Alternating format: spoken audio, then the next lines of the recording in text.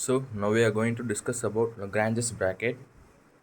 So the Lagrange's equations is the consideration of the energy in a dynamic system together with the use of the Lagrange's equation is very powerful method of analysis for the certain physical complex.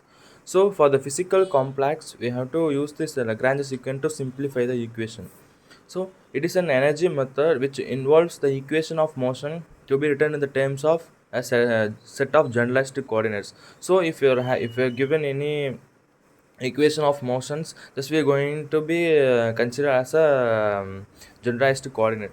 So for the purpose of the mathematical formulation of classical mechanics, Joseph Louis Lagrange introduced the Lagrange's bracket in 1808 to 1810. So in this year, Joseph Louis has find this method to do the mathematical formations in the classical mechanics. So just we have to take if q1 q2, these are the coordinates, pq1 q2 and pn are the coordinates in the system of canonical okay, if q1 q2 are the system in a canonical coordinates in a phase space, if f1 f2 be the function, so we can take this two as a function, that is f1 f2 will be the function of this those variables. So if we can simply take f1 is equal to of q1 q2, okay, so this will be the function. So first f1 f2 is the summation of I is an integer, I is, we can substitute the value as 1, I will to n. So dou qi divided by dou f1 dou pi divided by dou f2, dou f2 minus dou pi divided by dou f1 dou qi into dou, we can interchange these two and we can do this another function. Okay, so just see the what are the properties of Lagrange's bracket. So the Lagrange's brackets are anti-commutative.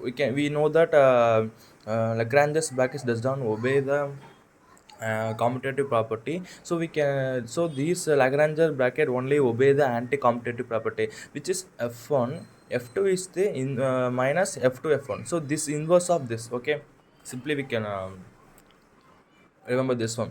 So the Lagrange's bracket does not depend on the canonical coordinate. So Lagrange's bracket does not depend on the canonical coordinates. So we know that what are the canonical coordinates. So it does not Lagrange's bracket does not follow the canonical difference.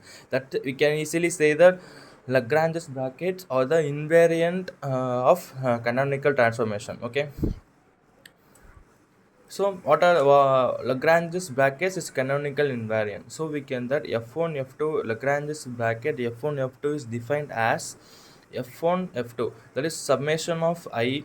So we know that we can see what are the here, just substitute here. Okay, so dou qi divided by dou f1 into dou pi divided by dou f2 minus, just we can understand these two function with respect to f2, we can put dou qi dou pi divided by dou f2 dou q1, it's a summation of qi pi divided by dou f21. So we know that this is called as an anti-commutative property. So it obeys only the as we seen before, okay, it obey only the anti-commutative property.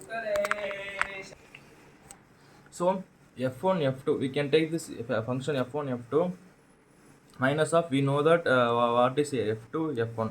So just substitute dou qi divided by dou f1 into dou pi divided by dou f2 minus dou pi dou f1 minus, we can change this to function with respect to f1 p, with respect to qi f1 with respect to pi f2, we can simply pi f1 qi f2.